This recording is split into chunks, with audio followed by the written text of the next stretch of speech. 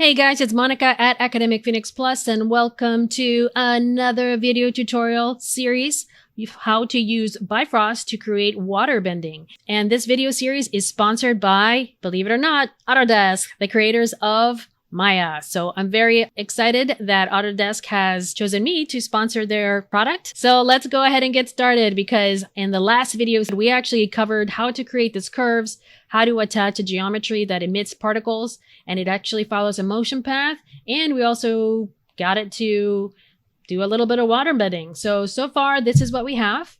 And in this video tutorial, I'm going to show you guys how to control your mesh and also how to export it so that you can use it without simulating every single time. All right, so far we have this really cool looking, it almost looks like that movie, The Abyss, with the water tentacle thing. That's kind of like what it looks like right now. And I actually personally love The Abyss, so I don't think that's a bad thing.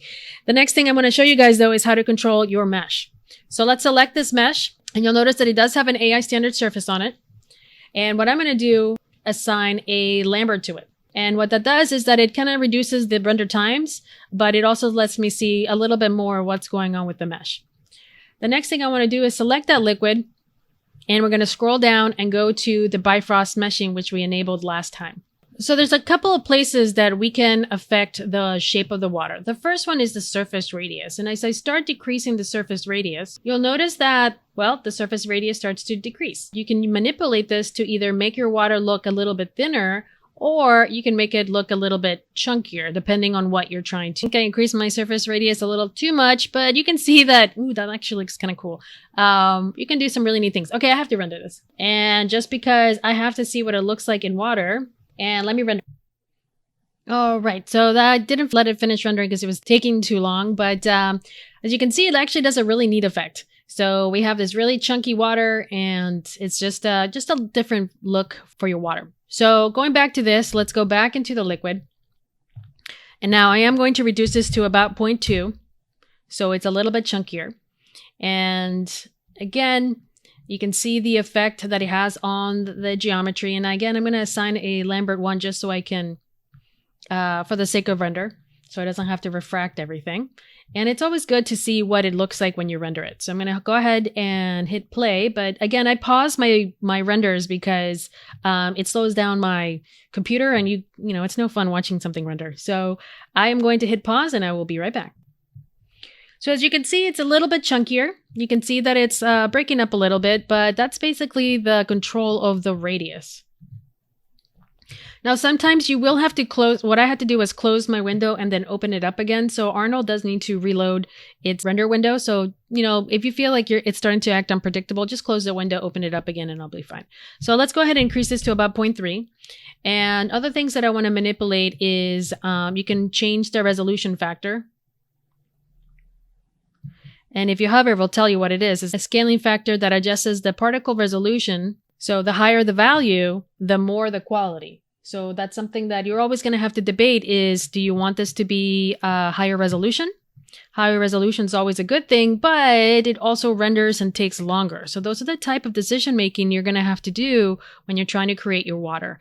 As you'll see, notice that I'm getting a lot more information in my water. So as I increase my resolution factor, you're going to start seeing that it's getting a little bit chunkier, but we're starting to get some really interesting shapes inside that water. So by using the resolution factor plus the radius, this is where you get to control the water. So we also have this thing called smoothing, which is basically helps you with the steps. But in general, this is the area where you want to play around with. So let's see what this looks like when we render it. So this is what we had before. Let's see what it looks like now. So you can see that the information is, it's a lot less chunkier. So you can see that this is very chunky. And this one has a lot more noise in it, so more information in it, so that we can, you know, it just creates a little bit different texture to it. I'm going to go ahead and drop this a little bit more to about 0.2. You'll notice that by doing that, I still have a lot of little points, right? But the water looks a lot different. So it's going to be really interesting what you want to achieve. Do you want to achieve smooth water? Do you want to achieve really thick water? Do you want to achieve small, tiny water? Or do you want to have a little bit more noise in the water? Or do you want something really, really noisy? So again, these are the type of things that you got to ask yourself when you're creating a liquid. Now, just because I love seeing renders, let's go ahead and assign and you can see the mesh. Woo-wee. Let's go ahead and assign that the AI standard surface, which is going to create a liquid. And just because I just love seeing how things render, I'm going to go ahead and render it out. All right, this is what it looks like. This is in Lambert. This is with the water shaders. This is really cool looking if this is the look that you're going for, but for me, that's not exactly what I'm looking for. So let me go back into my liquid. Let me change that surface radius to about 0.3. And I'm also going to reduce my resolution factor so that the water is a little bit smoother. So let's go ahead and change this to 3 as well. So again, I do want a little bit of information in my water. I just don't want it to be too chunky. So let's see what that looks like with a render. All right, so this is what I have so far. It's got a lot of nice resolution here. It's not perfectly clear like here. It has a lot more information it's a lot cleaner than this. Let me take a snapshot of that. So let's review what we've done so far. This is what we started. We can make it really chunky. We can make it really small and tiny, and we can do a lot of different effects on the water. So play around with the surface radius and the resolution, among other things, so that you can see how this looks like and how to go from there. All right, I like the cat head, but I think it's a little distracting that it's made out of like a blend. So I'm going to grab that cat head and I'm going to assign a new material. It is going to be an Arnold AI standard surface, as it should. And of course, you probably want to label everything. So I'm going to call this the cat head shader. And I am going to be using a preset called Clear Water Replace. So it's going to look like clear water. That means that my transmission is all the way to 1. Just so I can see the cat, I'm going to reduce my transmission so it's a little bit more solid and then change some of the colors. So for example, I might want it to do a little bit of teal. Might increase my weight here of my base. And since it's magical, I am going to increase my emission and change that also to this type of teal. Now, it's not too much teal, but let's see what that looks like. I'm going to make a selection up here because I don't need to render the whole thing. So I'm going to make a selection like so and then hit play. And I'm actually kind of happy with that. Still looks like a cat, looks magical. It's emitting water. It's kind of neat. Let me just maybe lower the emission just a little bit.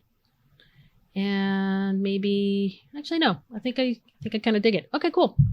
I'm going to select my magical ball here. And this also has an emissive map. So I might actually reduce that a little bit and then increase my transmission. So it looks a little bit more like the cat. So they're kind of connected a little bit more. So let's see what that looks like. Again, I'm going to make a selection like this, just so I can see the render of the ball and the sphere at the same time. Cool, I like it. All right, so we have a sphere, we have our magical cat, and our water is working great.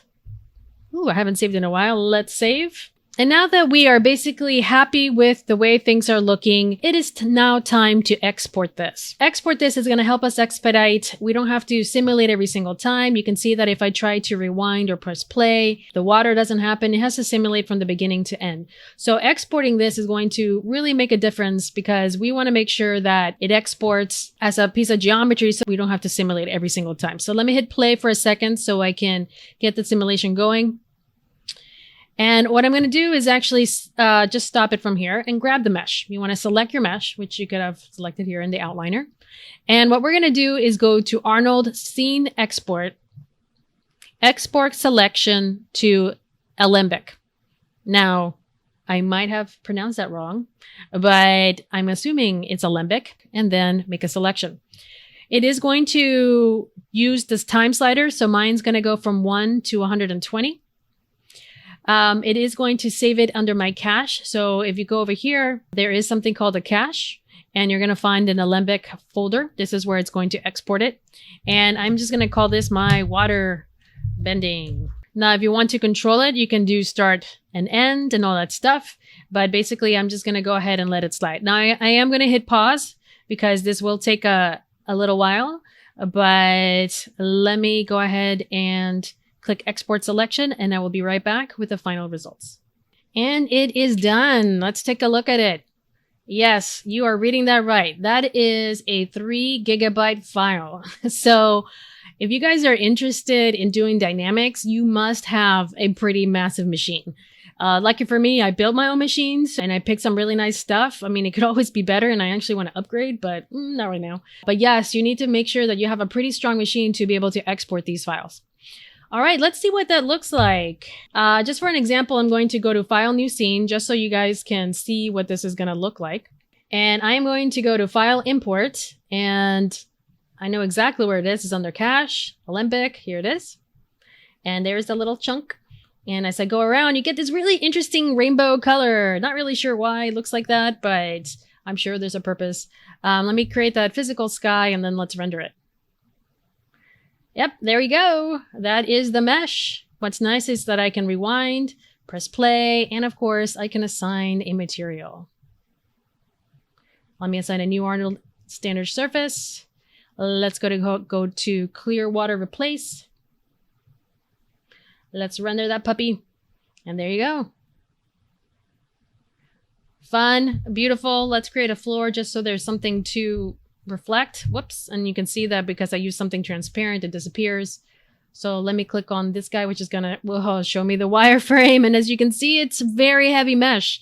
But that's the only way you're gonna get high quality renders is if it's a heavy mesh. So let me press F for focus. So pretty. What's neat is that I can keep changing this. I can assign another material and I can change it to, let's say, an AI standard surface. And I mean, we do have blood here. So if you guys want to create like something scary, like, ooh, a blood spiral of death. I'm not sure that looks like blood in my opinion. Not that I see very much blood, but I don't know. That's not very convincing. Maybe it's Kool-Aid. Kool-Aid of death. Let me go all the way to the end to see what that looks like. There we go. So this is all 120 frames, a ton of mesh, really intense.